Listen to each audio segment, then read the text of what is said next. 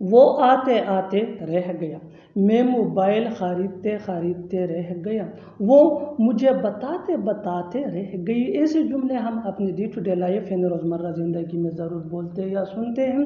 ان جملوں کے لیے انگلش کا یہ اسٹرکچر یوز ہوتا ہے۔ سبجیکٹ کے بعد یوز کرنا ہوگا آپ کو آلموسٹ کے بعد مین ورب جو چینج ہو سکتا ہے ٹینس یا سبجیکٹ کے مطابق، اس کے بعد ادر ورڈز۔ اس اسٹرکچر کو اچھی طرح سمجھنے کے لیے کچھ مثالیں دیکھتے ہیں۔ وہ آتے آتے رہ گیا، یعنی وہ آنے ہی والا تھا، اس نے تیاری کی تھی لیکن رہ گیا۔ وہ آتے آتے رہ گیا۔ He almost came. میں موبائل خریدتے خریدتے رہ گیا، یعنی میں موبائل خریدنے ہی والا تھا، سب ڈیل ہو چکی تھی لیکن میں خرید نہ سکا۔ میں موبائل خریدتے خریدتے رہ گیا۔ I almost bought mobile. وہ مجھے بتاتے بتاتے رہ گئی، یعنی وہ مجھے بتا رہی تھی، وہ مجھے بتانا چاہتی تھی لیکن بتا نہ سکی۔ She almost told me. بالکل ہم اسٹرکچر کو اسٹیپ بائی اسٹیپ فالو کر رہے ہیں۔ آپ بھی اسٹرکچر کی مدد سے سیکھ سکتے ہیں، بنا سکتے ہیں ایسے ہزاروں جملے انگریزی زبان میں آسانی سے that can be really helpful for you, which can take you from basic to advanced level. Keep this point in your mind that جتنا زیادہ پریکٹس کرو گے اتنا ہی جلدی انگلش سیکھ جاؤ گے۔ اچھی طرح سمجھنے کے لیے ایک اور مثال دیکھتے ہیں۔ One more example for better understanding. وہ تیار ہوتے ہوتے رہ جاتی ہے، وہ تیار ہوتے ہوتے رہ جاتی ہے۔ اب ٹینس چینج ہو چکا ہے، یہ سمپل پریزنٹ ٹینس ہے، یعنی وہ تیار ہوتے ہوتے رہ جاتی ہے۔ She almost gets ready. یہاں get کے ساتھ ایس ایڈ ہے اس لیے کہ she یہ سنگولر تھرڈ پرسن ہے اور یہ سمپل پریزنٹ ٹینس جس کو پریزنٹ انڈیفینٹ ٹینس بھی کہا جاتا ہے، اس کا رول ہے۔ اور آخر میں یہ سینٹینس آپ کے لیے کمنٹ سیکشن میں اس کا جواب ضرور دینا۔ بارش ہوتے ہوتے رہ گیا۔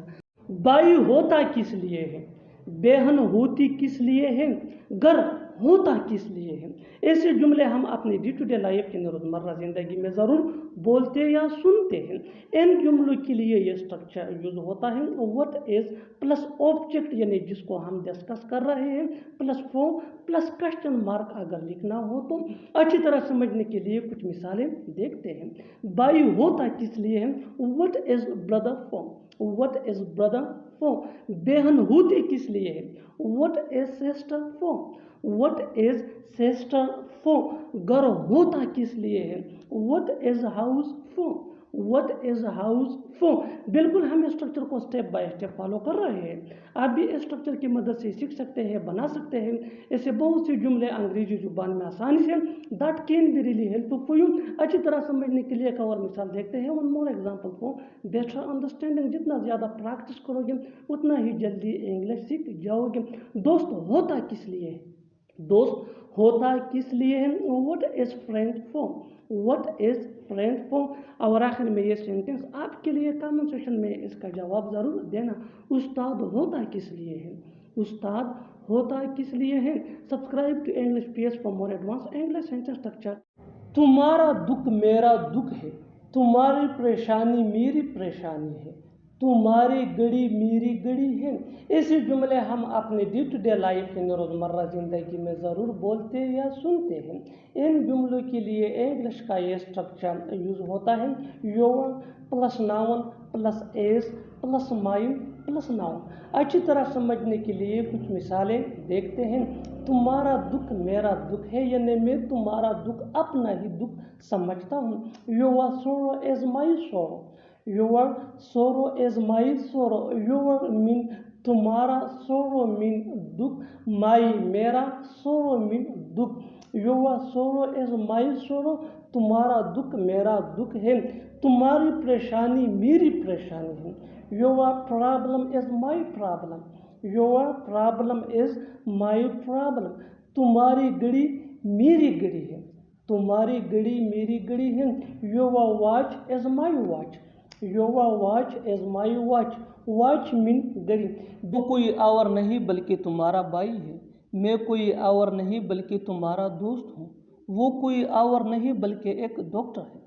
ऐसे जुमले हम अपने डे टू डे लाइफ यानी रोज़मर्रा ज़िंदगी में ज़रूर बोलते हैं या सुनते हैं. इन जुमलों में हम कह रहे हैं कोई और नहीं बल्कि. इसके लिए आपको यूज़ करना होगा इंग्लिश में नन अदर देन. आइए कंप्लीट स्ट्रक्चर देखते हैं. सब्जेक्ट प्लस हेल्पिंग वर्ब जिसको ऑक्सिलरी वर्ब भी कहा जाता है. ये टेंस या सब्जेक्ट के मुताबिक चेंज होता रहेगा. Plus none other than plus other words. अच्छी तरह समझने के लिए कुछ मिसालें देखते हैं. वो कोई और नहीं बल्कि तुम्हारा भाई है. He is none other than your brother. He is none other than your brother. Is ये हेल्पिंग वर्ब है जिसको ऑक्सिलरी वर्ब भी कहा जाता है. मैं कोई और नहीं बल्कि तुम्हारा दोस्त हूँ. I am none other than your friend. I am none other your friend. M ये भी हेल्पिंग वर्ब है जिसको ऑक्सिलरी वर्ब भी कहा जाता है. ये सब्जेक्ट के मुताबिक यूज हुआ है. वो कोई और नहीं बल्कि एक डॉक्टर है. वो कोई और नहीं बल्कि एक डॉक्टर है. He is none other than a doctor. He is none other than a doctor. बिल्कुल हम स्ट्रक्चर को स्टेप बाय स्टेप फॉलो कर रहे हैं. आप भी स्ट्रक्चर की मदद से सीख सकते हैं, बना सकते हैं.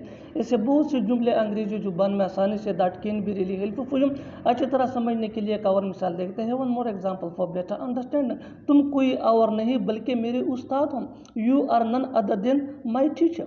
You are none other than my teacher. और आखिर में ये सेंटेंस आपके लिए कॉन्वर्सेशन में इसका जवाब ज़रूर देना. वो कोई और नहीं बल्कि तुम्हारा अंकल है.